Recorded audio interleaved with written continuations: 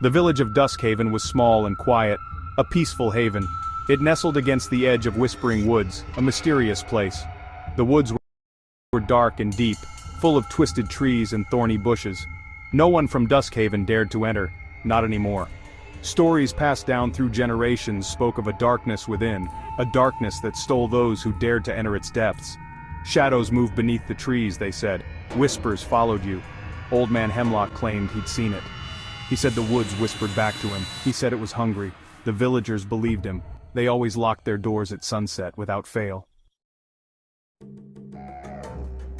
But children are curious. Their minds are always racing, filled with questions and wonder. They don't always listen to stories. Instead, they create their own adventures, driven by imagination. Three friends, Max, Lily, and Sam, dared each other to go into the woods.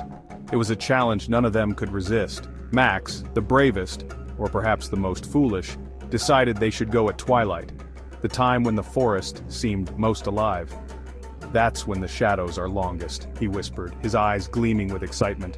The thrill of the unknown was irresistible. Lily shivered, but she wouldn't back down. Her determination was as strong as her fear. Sam, though afraid, felt braver with his friends. Their presence gave him the courage he needed. "We'll just go a little way," Lily said, her voice barely a whisper. She hoped it would be enough to satisfy their curiosity. Sam nodded, his heart pounding in his chest. The forest seemed to pulse with his heartbeat. And so, with the last rays of sunlight fading, they crept towards the Whispering Woods. The adventure of a lifetime was about to begin.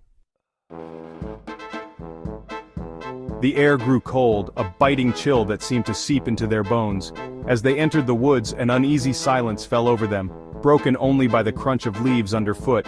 The trees, gnarled and ancient, seemed to press in on them, their twisted branches like skeletal fingers reaching out. The shadows did seem to move, stretching and twisting like living things, and there were whispers, faint and eerie. Soft, rustling whispers that seemed to come from the trees themselves, as if the forest was alive and watching. Deeper and deeper they went, the forest floor soft with decaying leaves, each step sinking slightly into the damp earth. The last light faded, and the woods grew darker, the shadows lengthening and merging into an impenetrable blackness. Max stumbled over a root, his hand sinking into something cold and damp, sending a shiver up his spine. He pulled his hand back with a gasp, his heart pounding in his chest. It was a skull, picked clean and covered in moss, a grim reminder of the forest's secrets. The whispers seemed to grow louder, swirling around them like a cold wind, carrying with them a sense of foreboding. Lily whimpered, and Sam froze, his eyes wide with terror as the forest seemed to close in around them. They stumbled upon it then, their breaths heavy and hearts pounding in their chests. A clearing bathed in pale moonlight, casting eerie shadows that danced with the wind.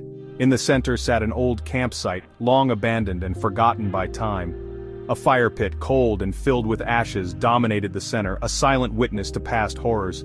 Scattered around it were rotting tents and decaying backpacks, remnants of lives once lived, and something else. Bones.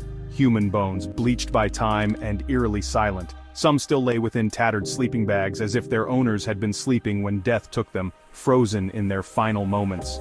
Max picked up a dented canteen, a name scratched into the side. Jonathan. The name felt like a whisper from the past. The whispers seemed to shriek now, a chorus of pain and terror echoing through the trees. Lily sank to her knees, tears streaming down her face, overwhelmed by the sheer horror of it all. Sam just stared, his breath caught in his throat, unable to comprehend the nightmare before him. They had discovered the horrifying truth of Whispering Woods, a place where the past never truly dies. But would they become its next victims, or could they escape the clutches of this haunted place?